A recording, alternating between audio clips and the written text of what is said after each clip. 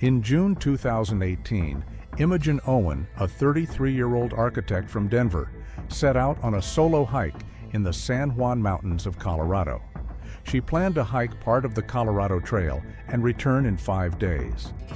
On June 22nd at 07:45, cameras at the Sunrise Fuel gas station in Silverton captured Imogen buying gas for her burner, a map of the area, and several bars. At 09:10, her blue Toyota 4Runner SUV was seen parked at the trailhead near the Mullis Pass. She left a note in the visitor's log: "Return on Tuesday." No one has seen her alive since. 4 years later, on September 19, 2022, a group of geology students from the University of Colorado, while conducting field research in a remote area of La Plata County, noticed a thin smoke and a makeshift structure in the forest near an abandoned quarry using a drone.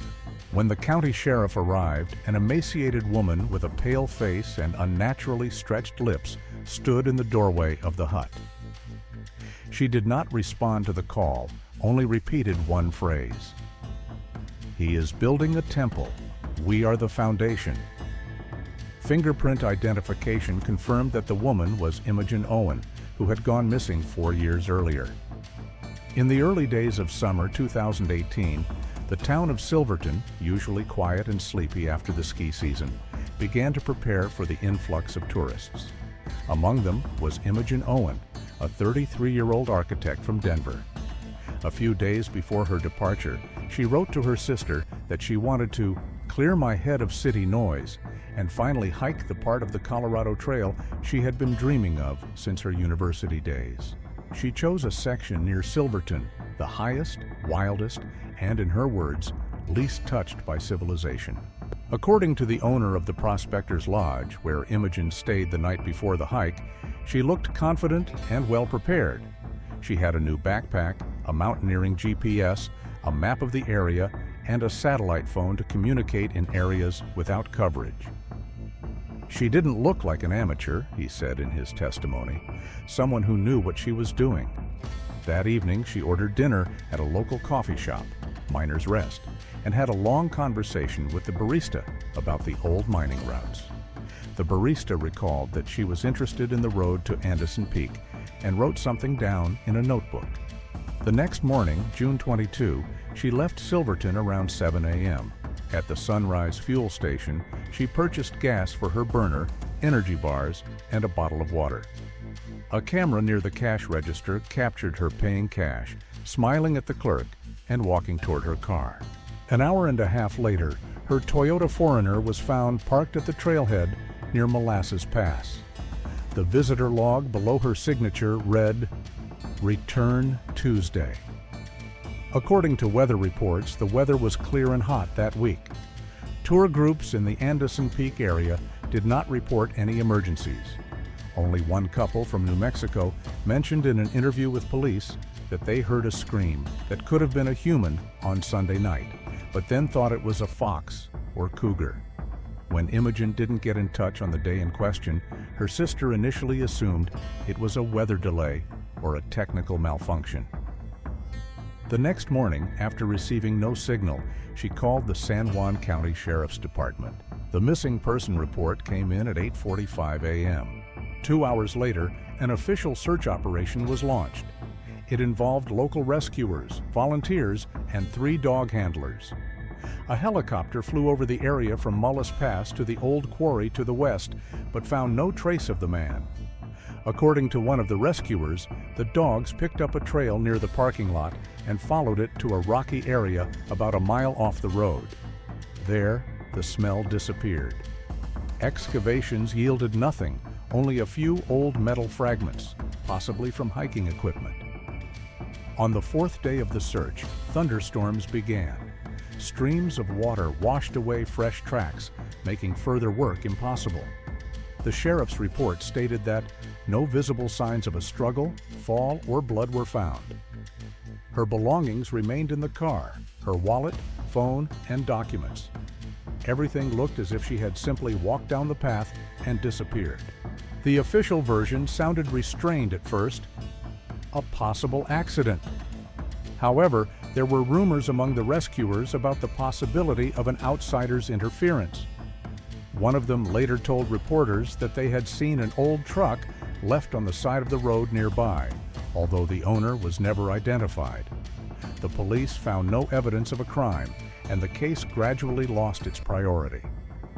At the end of June, the search was officially called off. The report stated, "The trail broke off on an open stretch of rocky slope.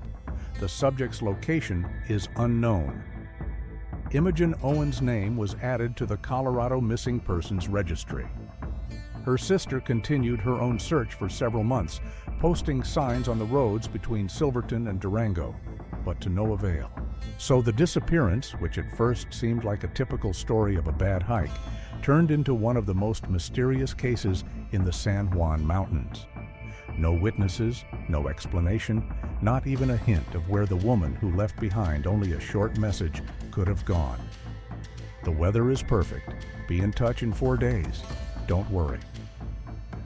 In September of 2022, a group of geology students from the University of Colorado were conducting field research in the La Plata area between the town of Hermosa and the slopes of the mountains of the same name. Professor David Grant had official permission to explore the territory of the old quarry known as Gracevale Enterprises. According to archival documents, the mine was closed in the 80s due to a landslide that blocked the main entrance. Since then, the site has been gradually overgrown with forest and was considered unsuitable for visitors.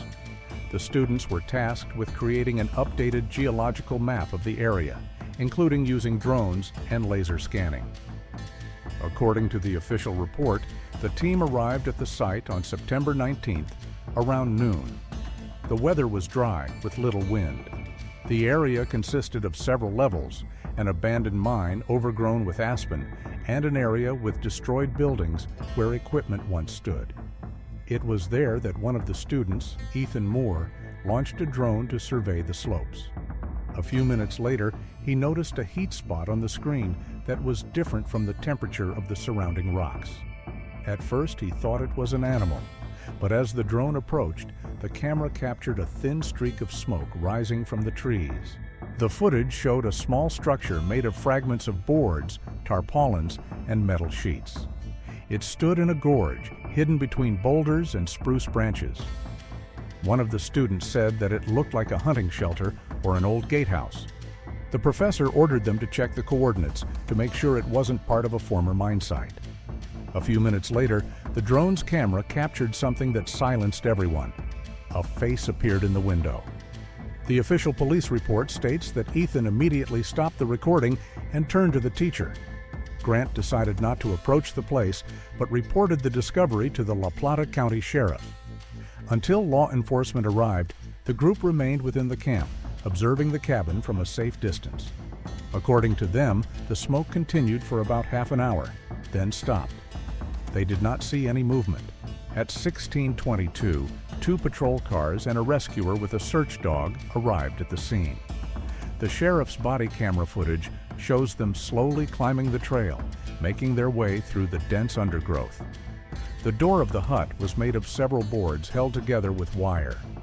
When one of the officers knocked, there was a slight rustling as if someone was moving around inside. The door opened without resistance. The woman standing on the threshold looked exhausted. Her hair was long, graying, and tousled. Her face was pale and covered with small scratches. She was wearing homemade clothes made of scraps of fabric and thin leather. She did not answer questions, just looked straight ahead, as if she did not see the people in front of her. One of the policemen, Sergeant Lindsay, tried to ask her if she needed help, but instead of an answer, he heard a quiet, unintelligible mumble. The rescuer's report states that she uttered one phrase, repeating it twice. "He is building a temple. We are the foundation." When she was asked to sit down, she obediently sank to the ground, but did not take her eyes off the invisible point in the distance.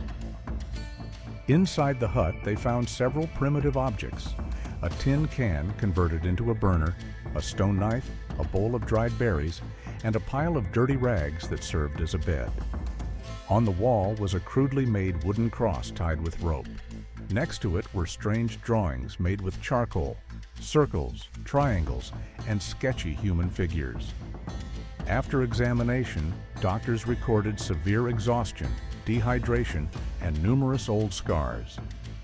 The woman's age was initially estimated at about 30 years, but later, after analyzing her fingerprints, it turned out that she was 33-year-old Imogen Owen, who went missing 4 years ago in the San Juan Mountains.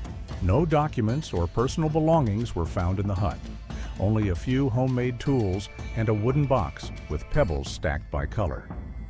The rescuers assumed that she had lived here for a long time, perhaps several years, but there were no traces of a large fire or food remains around, which would indicate regular supplies. The place where she was found was not a well-known tourist route. To get there, you had to walk more than 6 miles through dense forest with no marked trail. Access to the abandoned Gracevale mine is officially prohibited due to the risk of a cave-in, but according to Professor Grant, there are numerous trails around the area left by old hunters and gold miners. The night after the rescue, Imogen was taken to a hospital in Durango. The report states that she did not recognize her name, did not answer questions about her family, and occasionally fell into a state of catatonic immobility. The psychiatrist who conducted the initial examination described her as a person in between a state of fear and ecstasy. For the students who accidentally stumbled upon her hiding place, the event came as a shock. In their explanations, they repeatedly said that they could not believe that someone could live in that hut. One of the witnesses, student Lisa Green, later told reporters, "We thought it was just another remnant of a mining camp, but when the drone showed a face, it seemed to me that it wasn't looking at us, it was looking through us." The discovery quickly became known to local media, but official police comments were limited to a brief confirmation. A person who has been missing since 2018 has been found. Her condition is stable. An investigation is underway. The person's location was cordoned off and the mine territory was put under guard. All materials found in the hut were sent for examination. Among them are fragments of old metal utensils, ropes, stone samples covered with traces of coal, and a piece of tarpaulin with symbols similar to construction plans. The police did not comment on their origin. Everyone who saw Imogen that day noted her strange, frozen expression, as if she were simultaneously in the present and in another invisible world. "We are the Foundation" was included in the police report as the only word she uttered during her first contact with people after 4 years of silence. Imogen Owen was taken to Mercy Hospital in Durango on the night of September 1920, 2022. According to the medical report, she was in a state of extreme emaciation, had numerous old scars, signs of dehydration, and vitamin deficiency. Her weight was less than half of the average norm. In the first hours after hospitalization, she did not utter a single meaningful word, only reacting to touch or sharp sounds with short convulsive movements. Doctors recorded short periods of rest, followed by bouts of motor activity. She could stand up abruptly as if waking up and run her finger along the wall, forming a repeating pyramid-like shape. The clinic psychiatrist who conducted the initial examination noted in his report that the patient is in a state of deep post-traumatic shock, similar to the effects of long-term psychological abuse. He compared her behavior to the phenomenon of induced catatonia, when the mind, having no other way of self-protection, simply disconnects from reality. The nurse on duty that night later recalled that the patient was awake, just lying there with her eyes open, unblinking. According to official reports, Imogen's sister, Hannah Owen, arrived at the hospital the next morning. She was called in after confirming her identity through fingerprints. According to Hannah herself, the meeting was brief. "She looked right through me, as if she didn't see me at all. I told her who I was, but she didn't react." This testimony was later included in the case file as evidence of the victim's condition. Doctors established a strict regime: no press, no unauthorized visitors. Officially, Imogen was kept in a psychiatric ward under guard as the La Plata County Police were considering the version of criminal detention in isolation. The detective assigned to the case, Marcus Rhodes, was authorized to visit the patient to establish the facts. According to the report, during the first encounter, she sat in bed, wrapped in a blanket, and repeated a phrase that had already been heard at the scene. "He is building a temple. We are the foundation." After that, she fell silent, not responding to her name or to questions about the events of the past years. In the early days, she was kept on an intravenous drip, gradually restoring her water and salt balance. Doctors found that her body had miraculously adapted to minimal nutrition. The level of ketone bodies in her blood was high, and her heart rate remained stable. This indicated that she had been living in a state of chronic malnutrition for a long time. There were dozens of small scars on her body, most of them healed, some inflicted by a sharp object. According to the forensic expert, the injuries were systematic but not fatal, aimed at keeping her in line. Imogen hardly spoke in the hospital room. The doctors recorded her movements. She often took a pencil or pen and drew repeating patterns on paper: stairs, pyramids, circles, inside which she marked small crosses. One of the doctors suggested that these could be fragments of memories, perhaps floor plans or symbols she had seen. There were no words in her drawings, just shapes carefully drawn with a steady hand. Meanwhile, the sheriff's department arrived in Durango to collect materials. They questioned Imogen's doctors and documented her condition. In his memo, Detective Rhodes wrote that the patient is showing signs of deep psychological dependence, typical of victims of religious or ideological influence.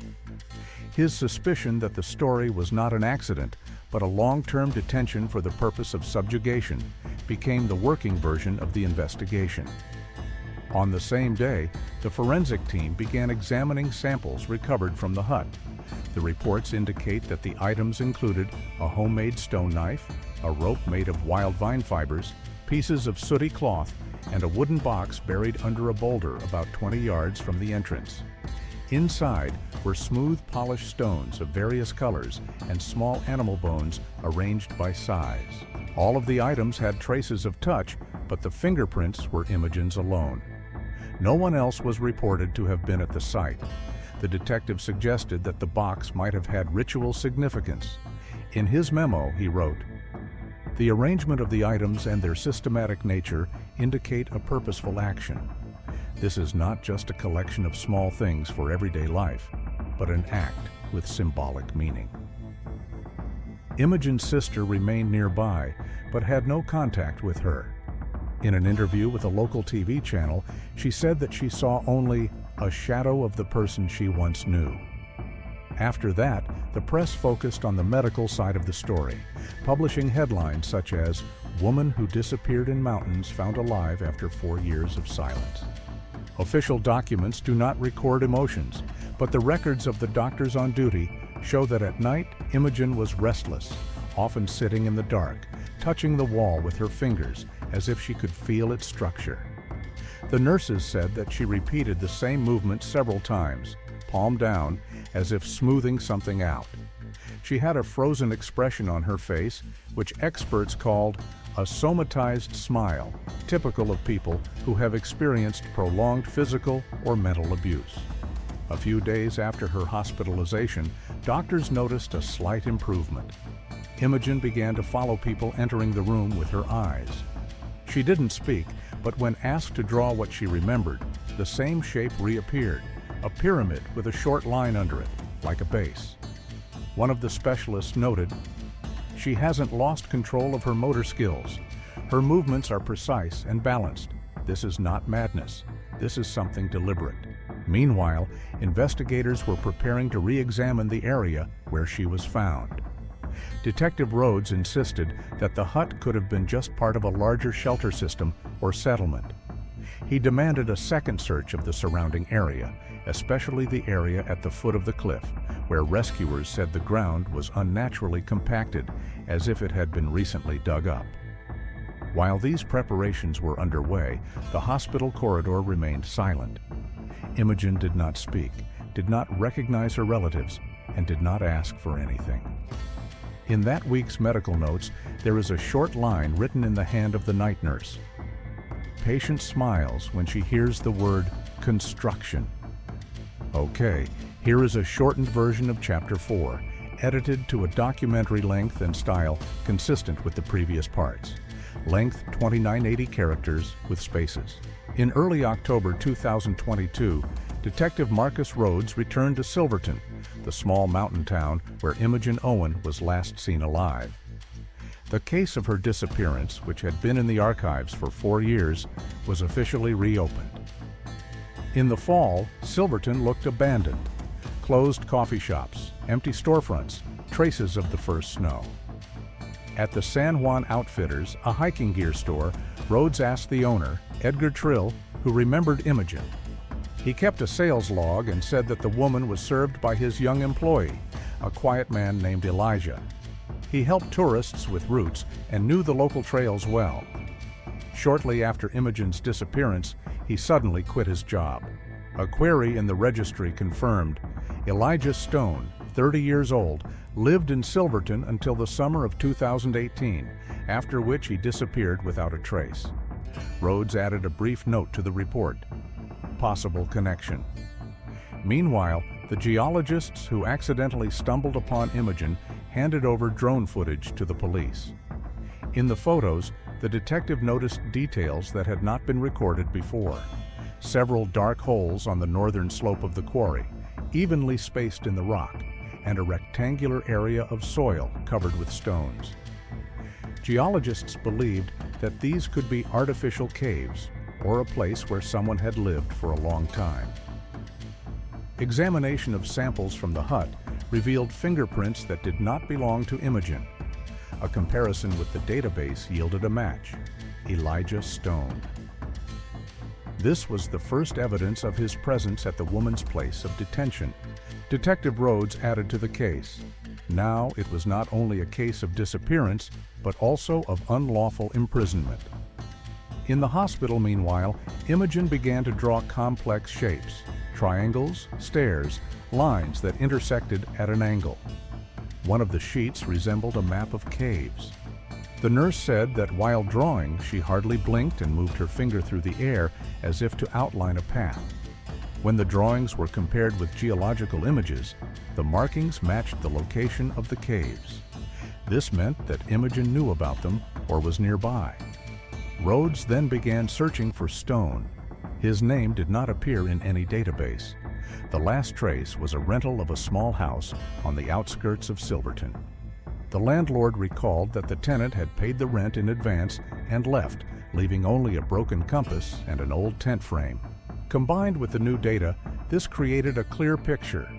Someone had set up a system of hiding places in the mountains, possibly a small community. While reviewing the photos, Rhodes noticed a sign on a stone wall, a circle with a cross inside, carved with a metal tool.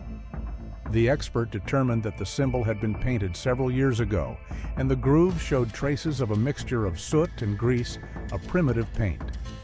At the end of October, the detective requested a second examination of the old Gracevale mine area, noting in a memo, "The traces do not lead to the ground, they lead to the stone." In November of 2022, the investigation of Imogen Owen's case officially came under the jurisdiction of the Federal Bureau of Investigation. The agents became interested in the repeated symbolism in her drawings and the coincidence of the signs found in the mine with the materials of old cults that operated in the region in the early 2000s.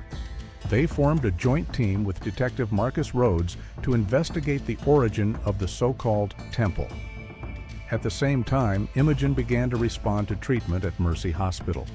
A psychiatrist, Dr. Carter, introduced a new therapy that dampened her catatonic states.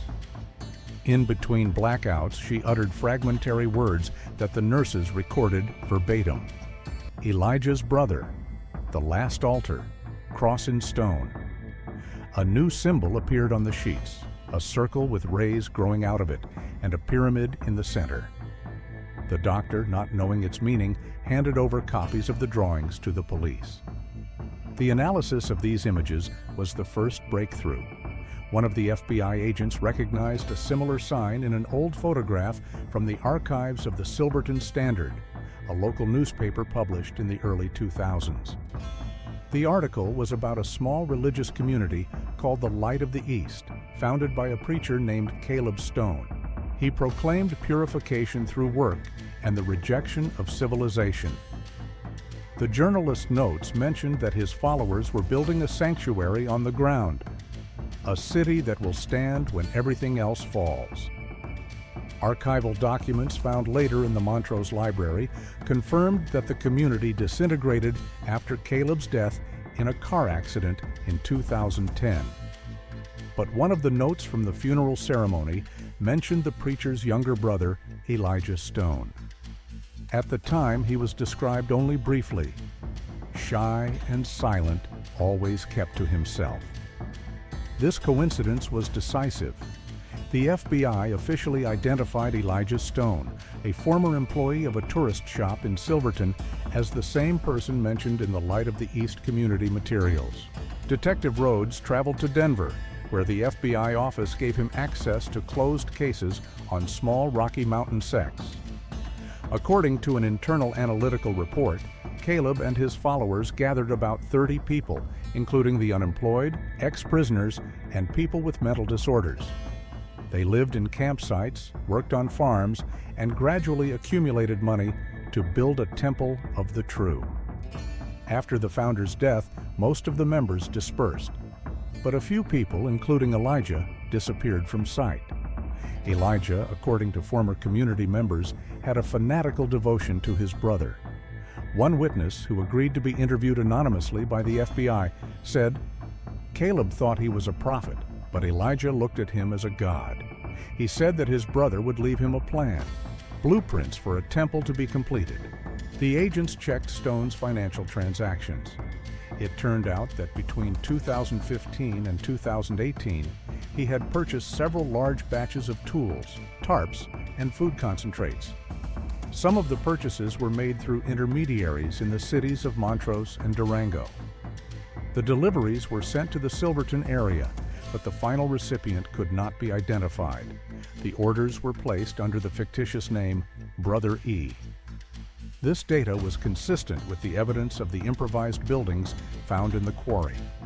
The FBI analyst's report contains the phrase, "There are indications of an attempt to realize an architectural project of a religious nature." For Rhodes, this meant that the concept of temple was not a metaphor. At the same time, Imogen, unaware of being watched, continued to paint. On one of the sheets, next to the sun symbol, she wrote words that were later deciphered as Temple of Breathing Stone. Doctors could not explain how she could write coherent phrases in a state of fragmented memory. The detective noted this in his report, adding the comment, "The patient may be reproducing teachings she heard during her detention. The texts are dogmatic formulas." In late November, the FBI's Denver office prepared a summary document describing the suspect's profile. Elijah Stone was characterized as an intellectually advanced fanatic with survival skills, prone to manipulation and isolation. The conclusion contained the hypothesis that he reproduces his brother's ideas, but in a radicalized form, creating his own version of the cult based on physical labor, submission, and architectural symbolism. In one of the agent's internal documents, there is a note. The term foundation, repeated by the victim, may not mean a metaphor, but the literal level of the building. It is likely that people were used as labor. At the time, the police had a map of potential shelters in the San Juan and La Plata Mountains. However, without Imogen's testimony, it was impossible to get to the exact coordinates. She could only repeat certain phrases. 3 circles, the sun in the stone, the entrance underwater. The hospital records show that after these words, she fell into a short-term stupor, and when she came to, she clutched the sheet with the sun's picture for a long time. Dr. Carter wrote, "The patient demonstrates a fear response when she sees a stone or shadow on the wall. it is likely that these images are related to traumatic memories. The collected facts allowed Rhodes and his agents to recreate Stone's ideology. His belief in continuing his brother's mission, his desire to build a New Jerusalem among the rocks, cleansed of human dirt. His purchases, symbols, and residence all pointed to preparations for something big and hidden. The final part of the November report contains a short line. The temple exists. The only question is where. In December of 2022, a joint team of FBI agents and La Plata County detectives conducted an undercover operation in the area of Animas Fork, an abandoned mining town in the San Juan Mountains. It was a combination of her fragmentary diagrams and satellite imagery that narrowed the search to a few square miles around an old mine marked on maps as Miners Gulch. The area has been closed to visitors since the 90s due to the danger of cave-ins, but experts noted that some of the tunnels may have remained passable. On December 9th, a group of scouts recorded a thermal anomaly, a faint heat signature on the rock surface. This could indicate the presence of people or the use of fire underground. The next day, the agents discovered a narrow opening between the boulders, camouflaged by branches and stones. Inside was a slope leading down about 30 feet. According to the official report, the descent consisted of a metal staircase made in a handicraft fashion. Traces of soot were seen on the walls, and at the bottom were wooden supports supported by fresh logs. This meant that someone was not only visiting the mine, but also keeping it in working order. After entering, the agents described what they saw as a makeshift dwelling equipped for long-term residence. The main cell, about 200 square feet in size, contained wooden bunks, tables, shelves with cans of food, water cans, and a primitive ventilation system, a hole exposed to the surface. On one of the tables were tools stacked with meticulous precision: hammers, saws, wire cutters, ropes, leather belts. The most impressive part of the room was what the agents described as a chapel. The ceiling here was higher than in the rest of the tunnel, and in the center stood a makeshift altar, a wooden table covered with a rust-colored cloth. On it lay a pyramid-shaped stone, about half a foot high, similar in polish to the one found in Imogen's hut. On the walls next to the lanterns were painted symbols, circles, crossed lines, triangles. One agent in the report noted it looked like a ritual was being prepared, not a workplace. In the far corner of the storage room, behind a rubble area, they found a wooden chest wrapped in canvas. Inside were notebooks and paper fragments, most of which were damaged by moisture. One of the notebooks was almost completely preserved. The first page bore the signature Elijah Stone. The diary consisted of short passages written in uneven handwriting. The first entries referred to brothers who did not understand the plan and a stone that needs to feel the hand. Later entries referred to a New Jerusalem that must be built from those whom the world has rejected. The author called himself a builder and mentioned apostles who bear the burden of purification. One passage stated, "He left me a blueprint. We will create it from flesh, wood, and stone. The temple will stand when all else falls." Linguists who analyzed the text noted the fanatical rhythm of the writing and the repetition of phrases typical of religious manifestos.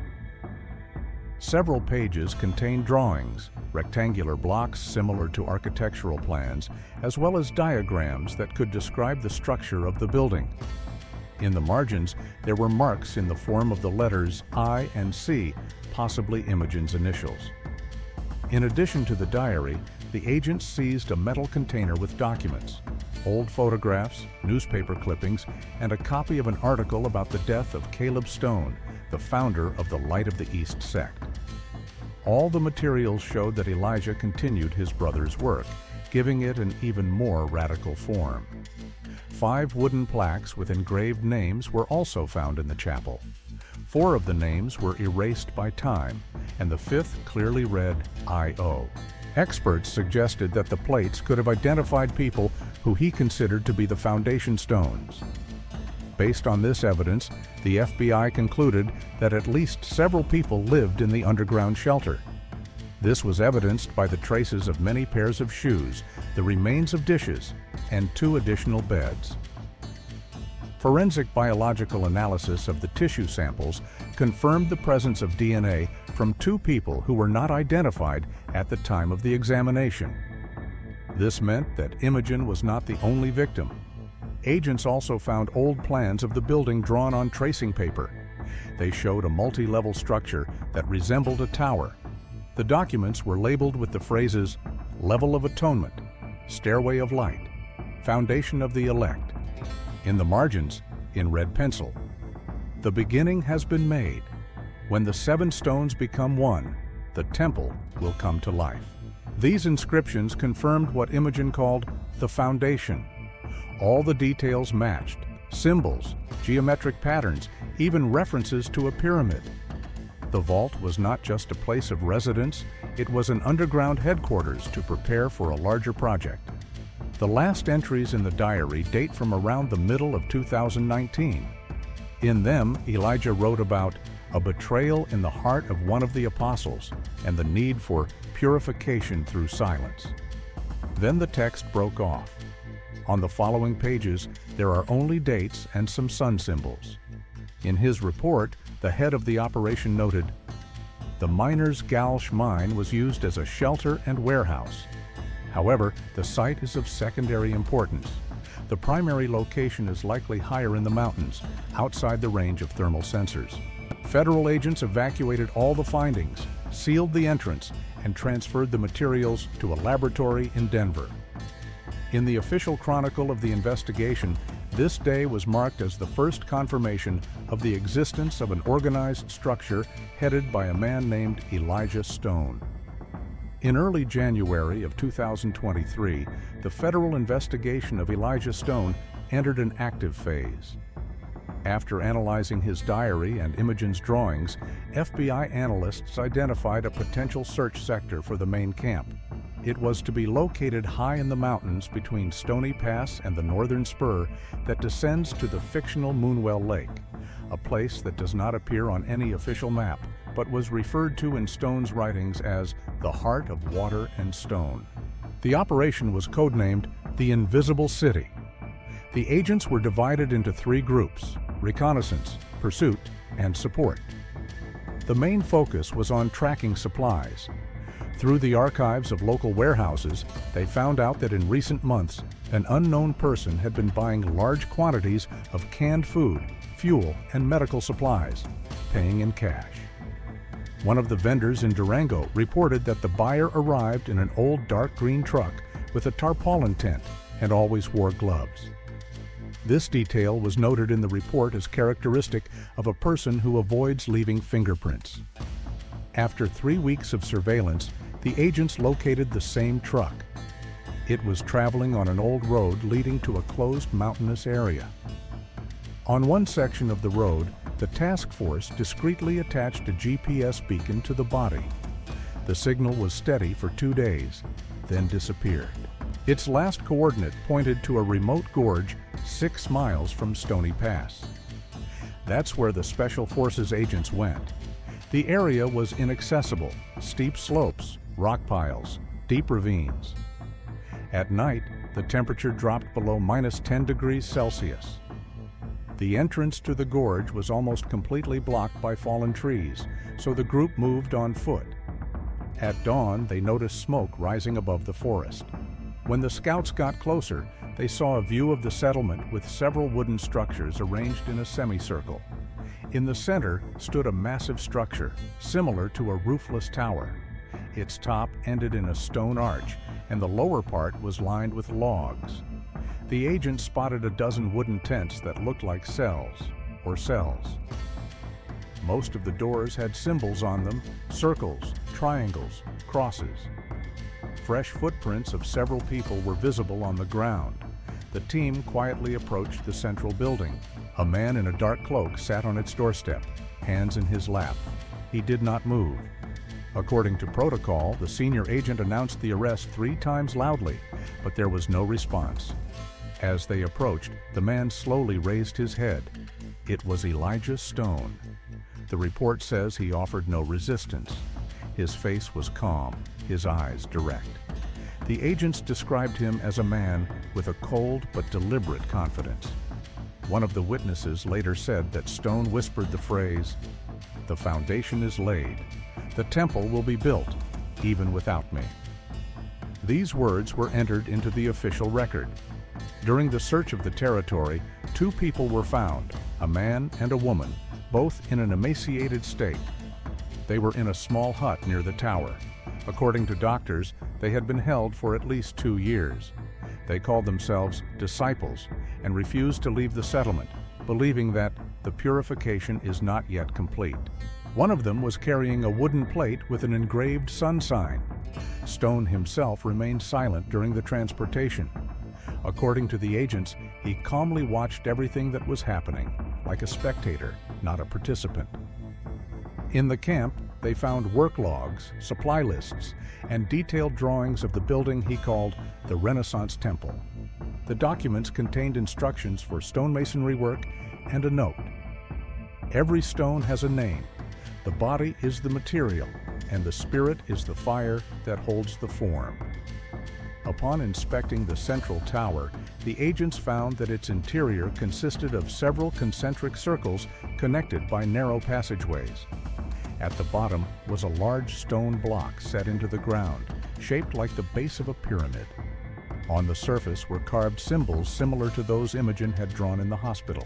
According to the experts, the building was meant to be not only a place of worship, but also a defensive structure where one could hide from the weather or external interference. During the inspection of Stone's personal belongings, a metal container with the inscription 7 parts of light was found. It contained shards of glass, pieces of polished stone, scraps of fabric, and small pieces of paper with the words faith, ashes, and atonement. DNA analysis showed that some of these fragments contained traces of blood. At the time of his arrest, Elijah was in a state of physical exhaustion, but without any signs of fear. Doctors recorded normal blood pressure and a stable pulse. The report states that the subject behaved as if the arrest was part of a plan. After the arrest, the camp was sealed off. According to the protocol, all items were seized as evidence, including blueprints, signs, pieces of construction materials, and personal records. Elijah Stone was taken to the Federal Detention Center in Denver. Despite the evidence, including diaries, fingerprints, victims, and the building, he pleaded not guilty. During his initial interrogation, which was later partially released, he stated that he was doing a favor, not a crime. In the agent's memo, there is a short phrase. Stone speaks of himself as a tool, not a person. In the official photos from the arrest, he stands barefoot in the snow, hands behind his back, face calm, eyes looking up. In the shot behind him, there is a stone tower, unfinished, its top dissolving into fog. In March of 2023, the trial in the case of United States versus Elijah Stone began in the federal court of Denver. The trial lasted 9 days and caused a wide public outcry. Relatives of the victims, FBI representatives, journalists from Denver, Durango, and even several national publications were present in the courtroom. The trial was conducted under intense surveillance. The judge banned the filming of the defendant's face during witness testimony to avoid the effect of a public cult. Stone sat calmly, hands on the table, gaze directed downward. According to eyewitnesses, he showed neither fear nor regret. His behavior was called a strange mixture of calm and arrogance. A psychiatric examination conducted before the trial found him sane, intellectually preserved, able to realize the consequences of his actions, but guided by a pathological belief in his own mission. The report of the forensic psychiatrists stated that he was convinced of the sanctity of his role and perceives punishment as a confirmation of his election. At the court hearings, excerpts from his diaries were read out. The prosecutor emphasized that Stone was not acting in a state of insanity, but was purposefully creating a system of subjugation, using people as material for his ideas. One of the FBI agents testified that more than 100 pages of instructions and dogmas were found in the camp, which defined the rules of the community. They stated, "Silence is prayer. Work is purification. The stone does not cry. The stone endures." During the defense, the lawyer tried to prove that Stone was acting under the influence of religious psychosis, but the court rejected this line. The verdict was unanimous: life in prison without the possibility of parole. When the judge read the verdict, Stone did not budge. According to a journalist from the Denver Post, he only raised his eyes to the ceiling and whispered a few words that could not be heard. After the verdict, the FBI officially closed the case, codenamed Temple. The report noted that some members of the congregation could not be identified. There was evidence of several other people who may have been under Stone's influence, but their traces were lost in the mountains. Imogen Owen continued to receive treatment at a psychiatric clinic near Denver. Doctors recorded a gradual recovery of cognitive functions, but her emotional state remained unstable. In early March, she agreed for the first time to a therapy session using audio recordings of nature, the sounds of wind, water, and crackling fire. During the session, she burst into tears. A nurse who was present noted in the report, "The patient uttered a phrase. He called it ecstasy. I was just afraid to breathe." From the doctor's testimony, it is known that Imogen gradually began to talk about the years of detention. She described how she was forced to work, hauling stones, building walls, laying out shapes according to Stone's diagrams. She said that her smile seen by the rescuers was not joy, but a spasm of fear. "He taught me to smile when it hurts, because it is purification." These testimonies were key to understanding the psychological mechanism of the sect. Two other survivors, a man and a woman found in the camp, were also in the clinic. They did not speak to each other and reacted to Elijah's name only as a ritual word. Both refused to eat normal food, demanding water and dry grains. According to the doctors, their reactions were similar to the behavior of religious ascetics. Psychologists noted that Stone's phenomenon was not only about violence, but also about the ability to create a belief system where obedience looked like salvation. His victims were not just afraid, they believed they had to become part of the foundation. In April, Imogen's sister, Hannah Owen, founded the charity Traces of Light, which was dedicated to helping victims of kidnapping and teaching safety in the mountains. In an address to the press, she said, "If my sister could survive, others can too. We must learn to see the danger not only in nature, but also in people who pretend to be prophets." In Silverton, relatives of the dead and disappeared erected a small memorial, a stone circle with the names of those considered temple stones. In the center, they left an empty slab with no inscription, a symbol of those whose names will no longer be recognized. Imogen did not attend the unveiling. According to her doctor, she refused to go, saying only that she was not ready to look at the mountains yet. The medical records contain a brief note. The patient avoids eye contact with natural landscapes, especially stone structures. The latest information about her condition comes from an April clinic report. Imogen spends most of her time at the window, reading books and taking short notes. In one of them, the nurse read the phrase, "If the temple is faith, then the foundation of pain is also part of it." In a photo taken during an art therapy session, she depicts the same San Juan Mountains, but without pyramids, without symbols, just outlines, like silhouettes melting into the fog. Her hands are still shaking, but the lines are smooth, precise, confident.